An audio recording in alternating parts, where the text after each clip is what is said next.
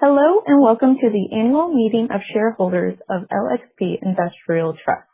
Please note that today's meeting is being recorded. During the meeting, we'll have a question and answer session. You can submit questions or comments at any time by clicking on the message icon. It is now my pleasure to turn today's meeting over to Will Eglin, Chairman of LXP Industrial Trust. Mr. Eglin, the floor is yours. Good afternoon, ladies and gentlemen. The meeting will please come to order.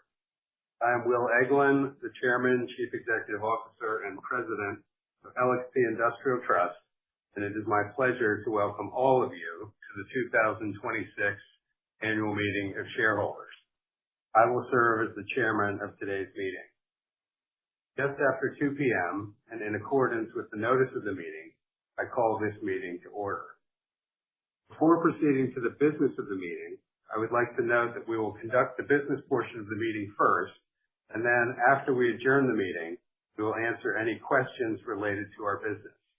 Only validated shareholders or proxy holders may ask questions.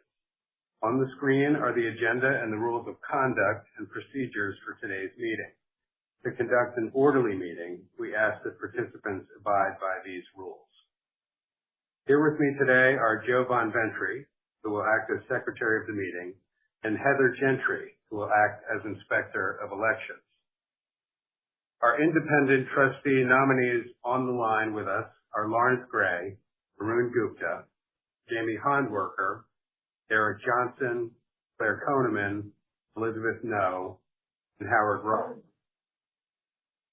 Also joining on the line is a representative of Deloitte & Touche, LLP, our independent registered public accounting firm. The representative will be available during the discussion session after the meeting to respond to any appropriate questions.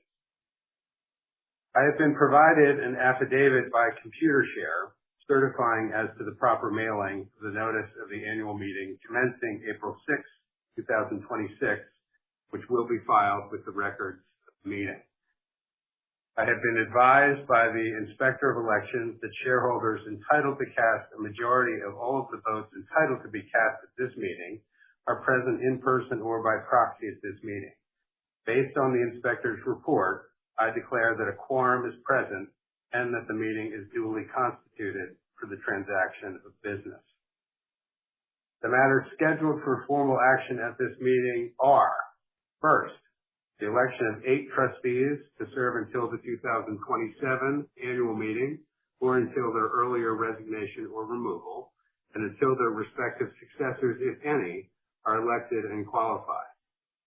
Second, to vote upon an advisory, non-binding resolution to approve the compensation of the named executive officers as disclosed in the Trust 2026 proxy statement.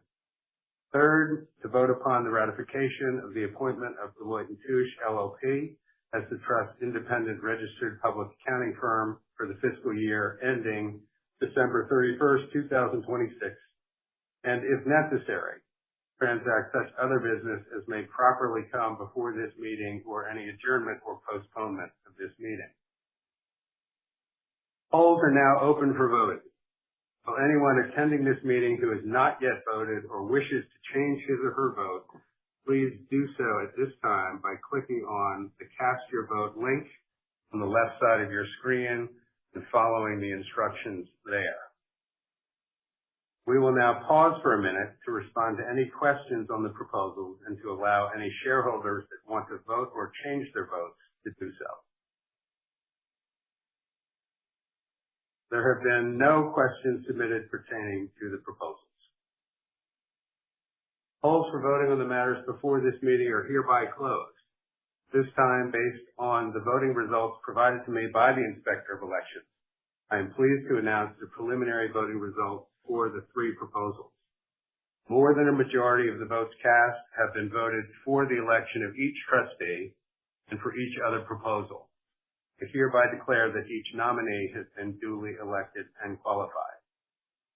The report of the Inspector of Elections, which will contain the final vote totals on the proposals, will be filed with the minutes of this meeting. We will be reporting the final results on a Form 8-K by the applicable deadline. There being no other business to be brought before this meeting, this concludes concludes the formal portion of business on today's agenda. The meeting is now adjourned. We've now come to that part of the agenda providing for general questions and discussion. To ask a question, click on the message icon to submit your question or comment. There being no questions, I want to thank everyone for attending this meeting. This concludes the meeting. You may now disconnect.